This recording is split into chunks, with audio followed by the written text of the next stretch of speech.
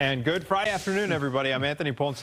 And I'm Corey McFerrin. An Arctic blast has us feeling like those temperatures outside in the double negative digits, dangerously cold. About 60% of the nation is under some type of weather warning right now, including the Chicago area. The cold weather and hazard forecasts extend as far south as the U.S.-Mexico border. Taking a live look at Orland Park, where the school district there actually canceled classes and began its winter break early because of today's extreme cold. And let's check it out. The frozen tundra of the city of Chicago, the downtown portion of it anyway. Live look, the area, of course, blanketed with snow. While that part of the winter storm may be over, strong winds and frigid cold will persist through the holiday weekend. Chief Meteorologist Emily Walls has our first check of that forecast. Emily. Yeah, and I don't know if you noticed, but in that live view, we actually started to see some ice developing out there on Lake Michigan, too. So it's definitely getting very, very cold. Temperatures right now, we are still sub-zero in the city. It's -2. We have 3 degrees below zero in Aurora, 3 below in Woodstock. Same thing for Waukegan, 2 below in Gary, and it's 4 degrees below zero now in Merrillville. Once you factor in the winds, this is what it's feeling like. We still have wind chill temperatures that are around 20 to 35 degrees below zero, and that's going to stay the same as we go throughout the overnight hours tonight. Wind gusts right now. We have westerly winds that are gusting over 40 miles per hour in many locations. Gary now seeing 32-mile-per-hour wind gusts, but about an hour ago, there was actually a wind gust of 57 miles per hour. So whiteout conditions are still certainly going to be possible, especially for those of you that have to travel north-south running roads. Our winter storm warning in pink and our blizzard warning for Porter and LaPorte that remains in effect through Saturday morning. I'll leave you with some good news, though. There is a really big warm-up in the forecast. I'll have those details coming up. Nate? And good afternoon to you at home. I'm Nate Rogers reporting live from downtown. Of course, the bitter cold is extremely rough for all of us, but certainly for those that are less fortunate. Although there's an abundance of services throughout the city, let's keep it honest. At times they're not always accommodating. Well, here is Jermaine Jones to the rescue. The 43-year-old advocate for the homeless gathered 61 people from Chicago's 10th city and some that he met at bus and train stops yesterday as the temps began to plunge. He brought them for a bite to eat at Harold's Chicken here along Wabash Avenue. Also paid for rooms at Travelodge Hotel directly across the street. Here they're able to shower, stay warm, and get a good night's rest. It's the third year in a row Jones has led this effort, simply asking the public for donations, then handling the rest. We spoke to Jones and his friends about how this helps a great deal. Take a listen to what they had to say. It means so much to me because, I mean, he doesn't have to do this. He's out in the cold, you know. He probably wants to be inside, and he's helping so many people. And it's not just me. It's not even all the people behind me. It's way more people. What they deal with, if you're not on the list, you know, to be able to get a bed, then they close the door or they'll send you to the warming center. And I went to the warming center. They was like it was cold in there, and then they have a certain time they have to be out of, you know, be out of there.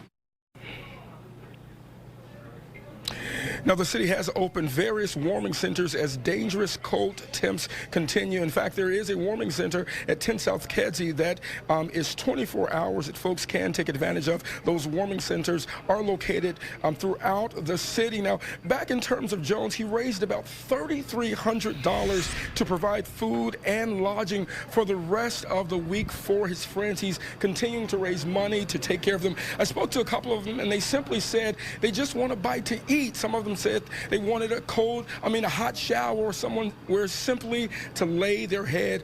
Thanks to Jones and the donations that he's collected, he's been able to do just that.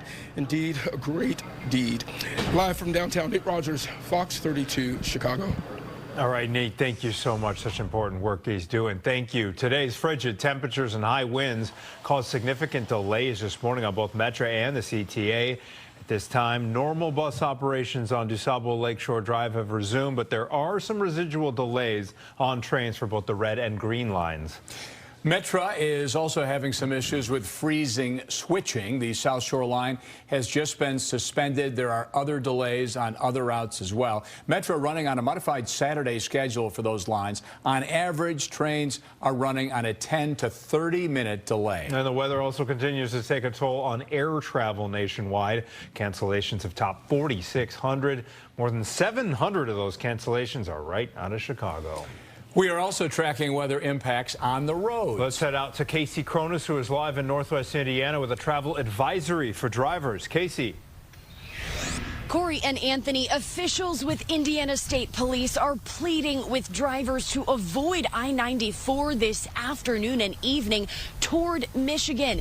Crews are dealing with a number of serious accidents that are causing some major closures. They're dealing with messy roads, whiteout conditions, black ice, and speeding drivers. Now, travel is strongly discouraged on I-94 eastbound toward Michigan and into Michigan, where an overturned tanker spilled hazardous material onto the expressway near the Burns Harbor exit. I-94 is also closed in Michigan at the Niles exit. Indiana State Police asking drivers to use alternate routes so that traffic does not back up into Indiana. Sergeant Glenn Fifield urging extreme caution on the roads.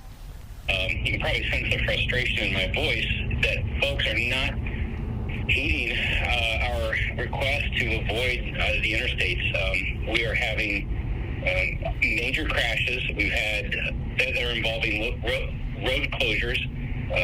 We've had one trooper that was hit today here in Northwest Indiana. We've had 3 troopers struck by vehicles in Indianapolis area.